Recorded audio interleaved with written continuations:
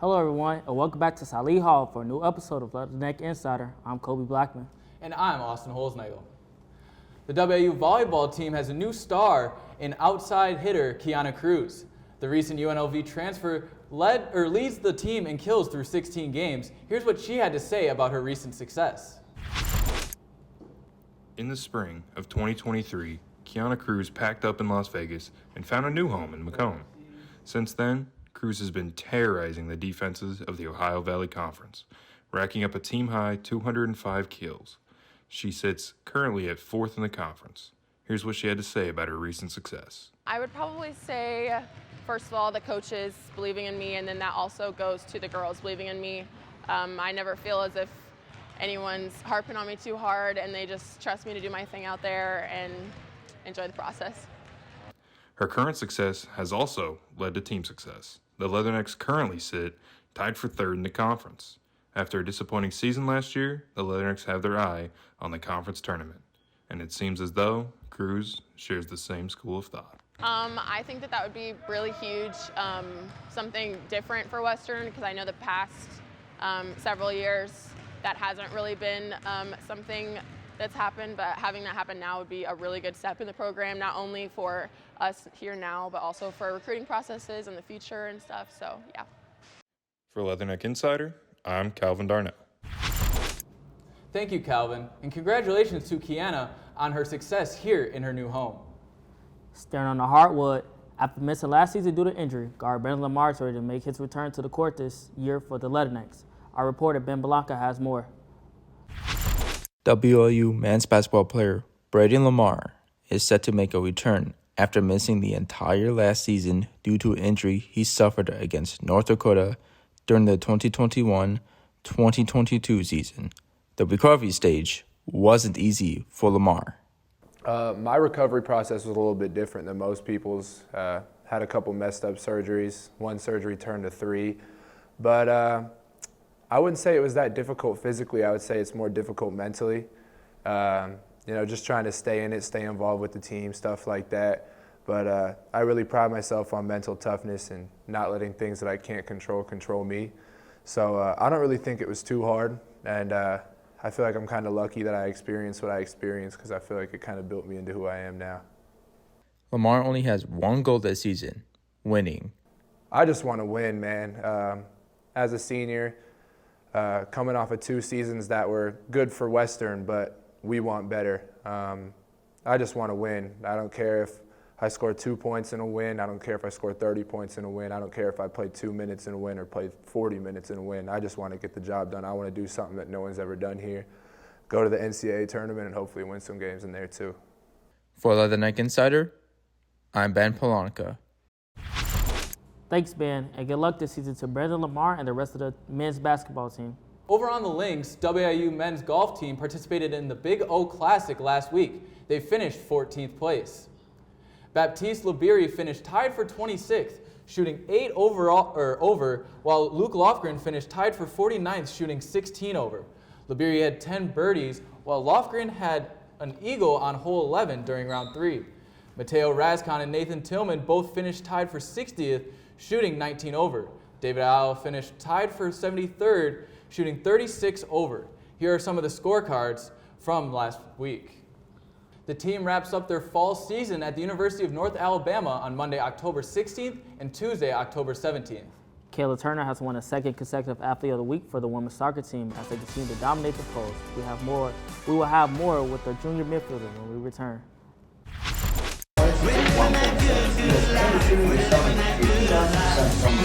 Not W. It's not W, it's W. W. W. That's what I've been stressing out about the most so far. It's saying W because I know it's something you're going to say. Right? Yeah, we've been ready. They're like, we're waiting on, what are we waiting on? They haven't said anything. So we're ready to go. We can start.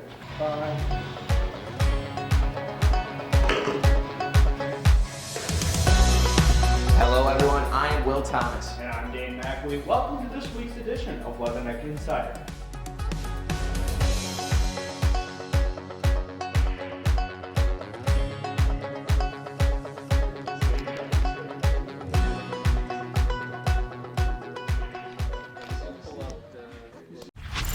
Back, Leatherneck fans. A new episode means a new Leatherneck Insider of the Week. My co-anchor Austin Holsnagle gets the scoop with this week's winner, Kayla Turner.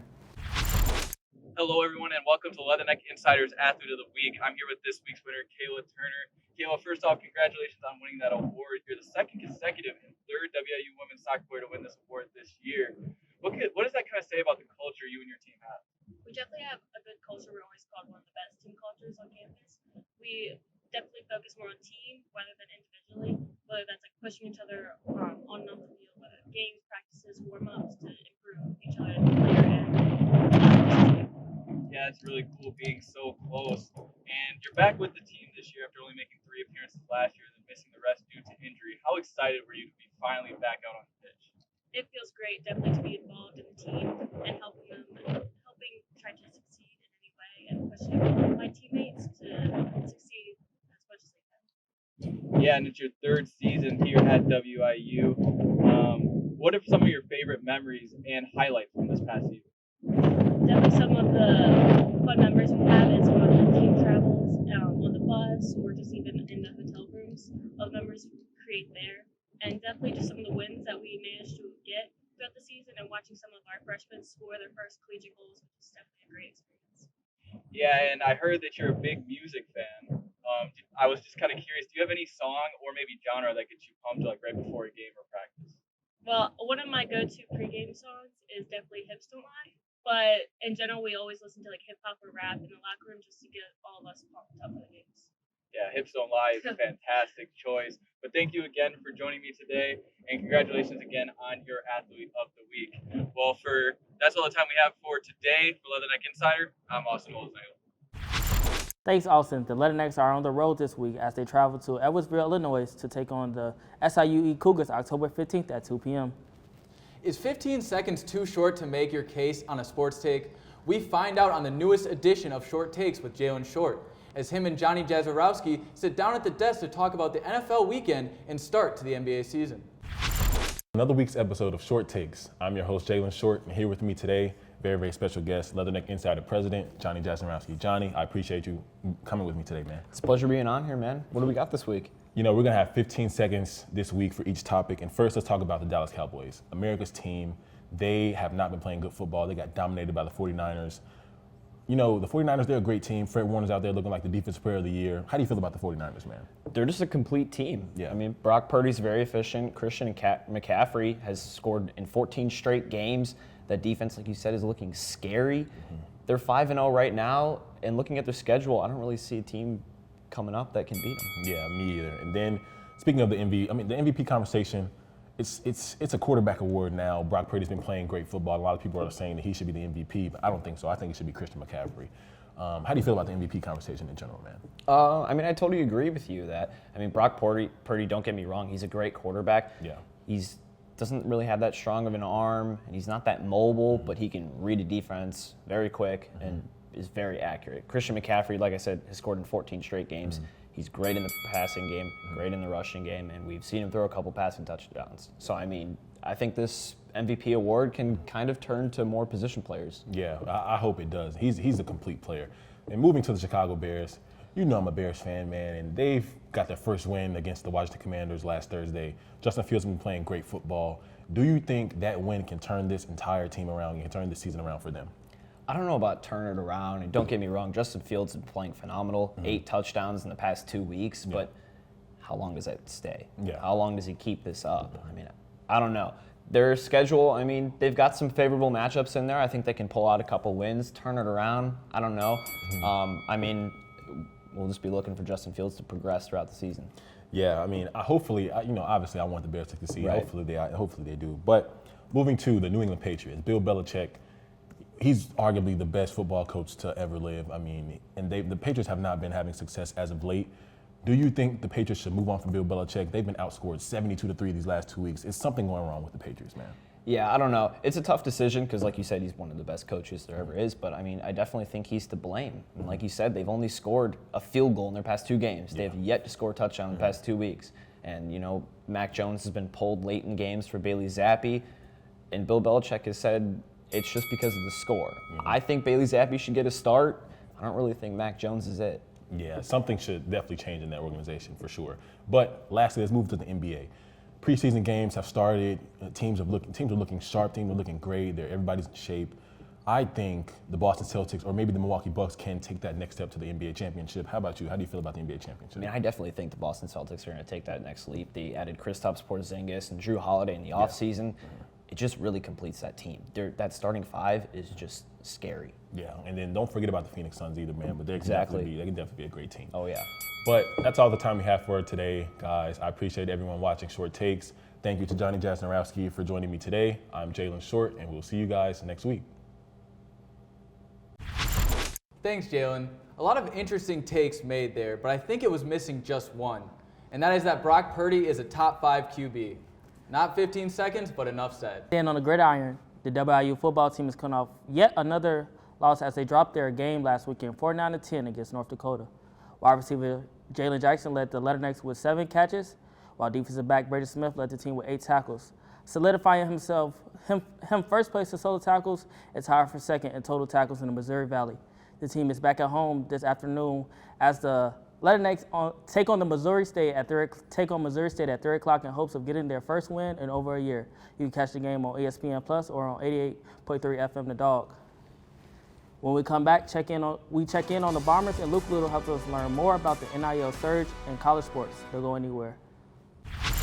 Western Illinois University. Our beginnings in 1902 focused on providing affordable teacher education training. We've changed with the times and excelled through the years. Today, Western is positioned for the next 100 years and beyond. Affordability of diverse academic programs, outstanding learning opportunities, and hands-on experiences provide excellent job placement for our graduates. This is Western, forever Western. Macomb High football took on Elmwood Brimfield at home last week. The Bombers entered 3-3, while the Trojans 1-5. However, the Trojans were the ones to strike first. Leading 8-0 after quarter one, in the second, great defense by the Trojans gets them the ball back, and they score again. Right here on the rushing touchdown. After a missed 2-point conversion, the score sat at 14-0 in favor of the Trojans. However, Macomb would get the ball back, and after a couple good plays, would get their first score on a run by Connor Bishop. As you see right there, he's able to get in the end zone. The Bombers were able to now cut the lead from 14-8, although that would be the closest they got, as it was still all Trojans the rest of the game. After scooping up a couple of fumbles and moving the ball very well, the Bombers just couldn't find an answer. The final score ended at 52-8 in favor of the Trojans. Bomber quarterback Brandon Holtis threw for 65 yards on 13 attempts. The Trojans improved to 2-5 as the Bombers dropped to 3-4, putting them in a situation where they have to run the table to make the playoffs, taking on Mercer County in Week 8 and finishing with Havana in Week 9. The Macomb High volleyball team has been busy lately. They participated in the Quincy Invitational last weekend, finished in 6th place. Catherine LeCarnon led the Bombers with 28 kills in the Quincy tournament. LeCarnon broke down her performance. Honestly, I felt really good. I mean, I have a whole team behind me passing the ball. Quinn Rexha, who's my setter, she's a very good setter, and just being able to play smart and get the hits down is really good.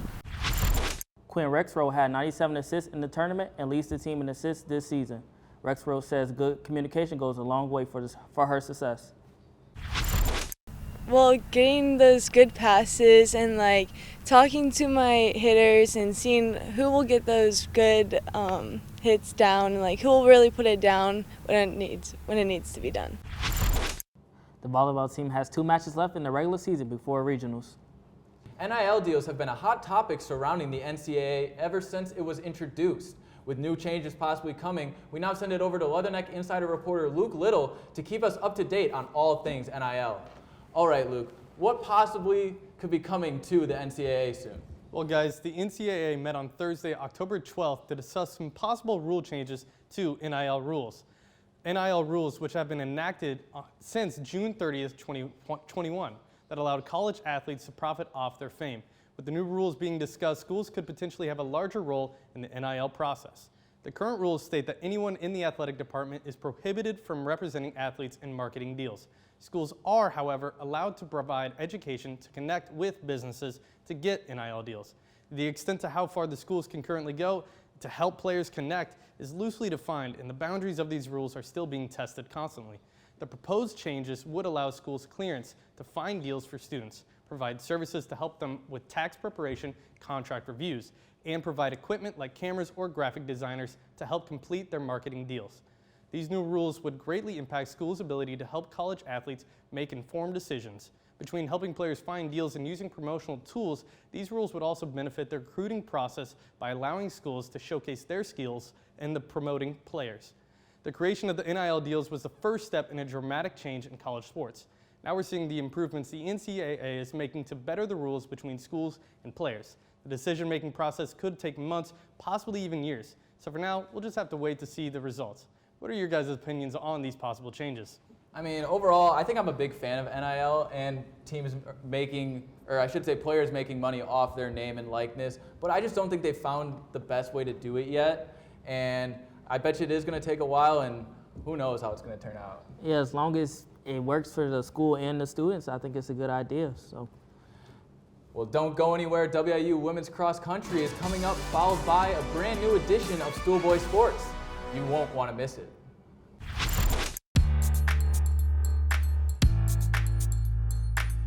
Your vision. My goal is to work at a top 100 television station as a reporter, anchor, and a producer. Our mission. Thanks to Western, I have a resume that would beat out most students from the top journalism schools in the country. This is Western Illinois University. I am a success story. I am a Leatherneck.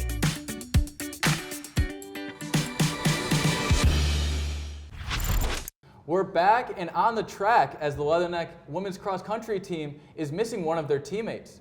Morgan Vaughter missed 2 invitationals and the Redbird invite due to an injury. Not playing a sport you love can be a little discouraging. However, Vaughter seems to be in good spirits as she ramps up her recovery. Painful, but then once I did more rehab and did icing, all the stuff I need to do to get better, it definitely helps. I am modifying a lot of things, which also does help.